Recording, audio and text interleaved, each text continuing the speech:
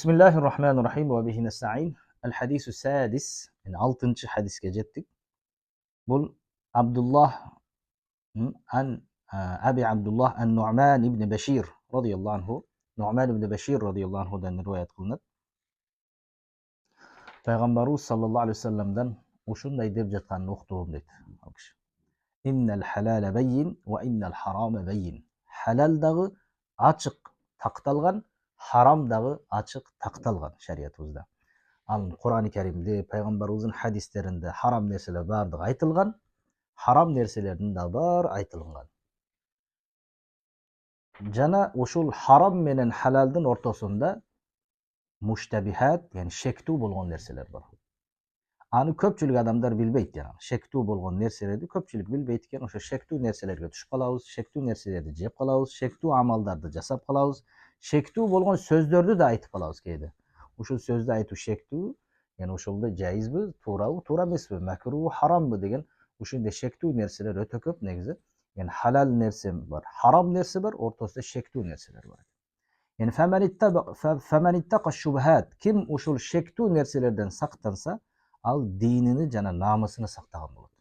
Ошондуктан бул жерде кээде шектүү нерселер болсо, аны сүйлөштүк шектүү нерселер болуп калса, жегенге шектүү болуп кала турган болсо, андан сактаныш бизге зарыл болот.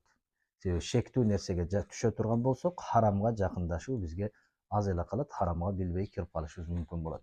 Ошондуктан пайгамбарыбыз саллаллаху алейхи вассалам дагы ким шекке түшө турган болсо, ал харамга түшүптүр дейт. Эгер ким шекке кире турган болсо, шектүү нерселерди жасаса, анда харам ага жеңил болуп калат. Харамды кылууга ага аз эле калган болот, Кудайым сактасын. Себеби ошондой кичинекей күнөөлөрдү көп жасап жүргөн адам чоң күнөөгө дагы кадам басат алда. Ал чоң күнөөлөрдү көп кылган адам күфүргө дагы барып калышы мүмкүн. Ага бир мисал дейт, пайгамбарыбыз саллаллаху алейхи вассалам бир мисал алып келип жатат. Карраи, яни ошол кой кайтарып жүргөн, кой багып жүргөн адам, ошол бир адамдын коюну кайтарып жүрүп, ошол бир адамдын чегине келе турган болсо, ал жака өтүп кетүүсү мүмкүн дейт. Башка адамдын огородуна өтүп кетүүсү мүмкүн ал койлорду кайтарып жүрүп.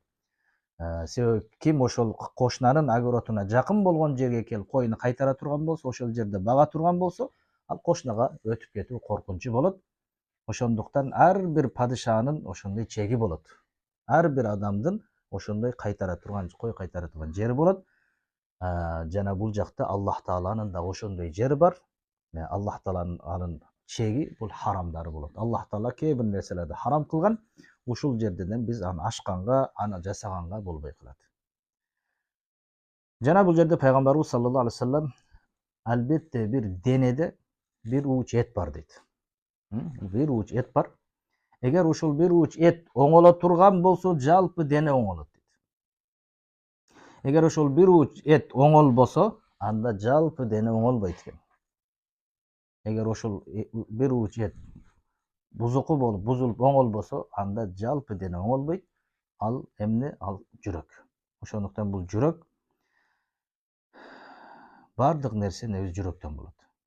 Эгер жүрөгүбүз оңоло турган болсо, ал денебиз тез эле оңолот экен. Эгер жүрөк оңолбой турган болсо, анда калган биздин жүрөгүбүз башка, жалпы денебиз башка болуп калат. Себеби ошол жалпы дененин оңолуусу ал жүрөккө карайт экен.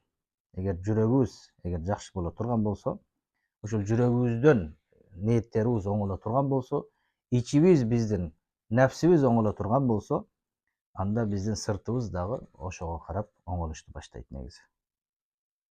Ошондуктан эң негизгиси жүрөктү оңдошко, ошол жүрөккө ыйманды алып келүүгө, ошол жүрөктө адептенүүгө, биз ошол жүрөккө жакшы нерселерди ниеттенүүгө, ошол жүрөктөгү илимди күчөйтүрүүгө биз көбүрөөк аракет кылышыбыз керек болот.